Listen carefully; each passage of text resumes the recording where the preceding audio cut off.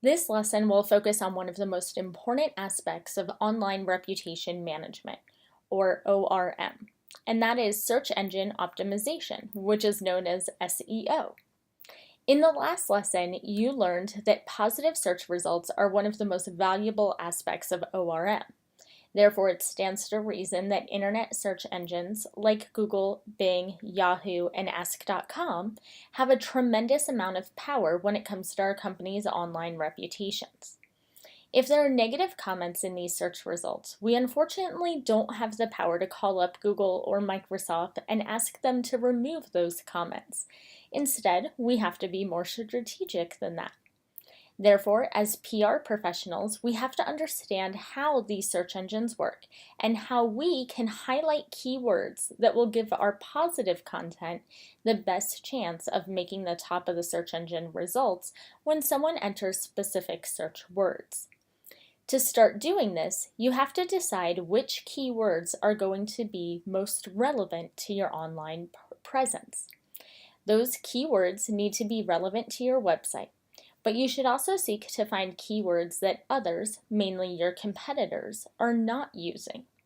The idea of competition is a really important one, so I want to give you a concrete example of it. Imagine that you're in the business of selling vacation packages and tours to people who are visiting Machu Picchu.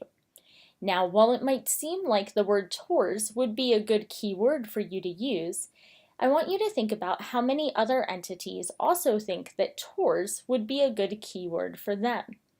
Those entities are your competition, even the ones who don't do anything like what you do. They're your competition because they're also competing with the same search term of tours on Google and Bing.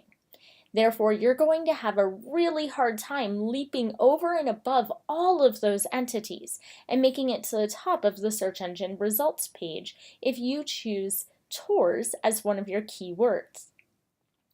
When people are searching for a tour of Machu Picchu, though, chances are they're not only going to enter tours as their search term.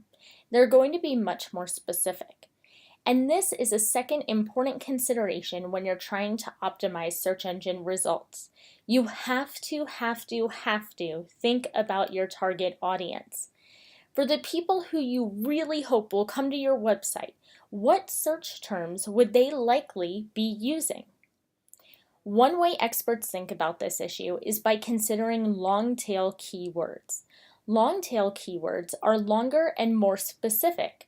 However, the real meaning behind the idea of using long-tail keywords is based on the fact that fewer people are going to be searching for these longer phrases. For example, fewer people will be searching for tours of Machu Picchu than they will for just tours. And the distribution of those fewer searches creates the effect of a long tail when it's plotted out on a distribution curve. But remember, if you choose a long tail keyword like tours of Machu Picchu, then you're going to lose volume. There will be fewer people who will have your website appear at the top of their search engine results.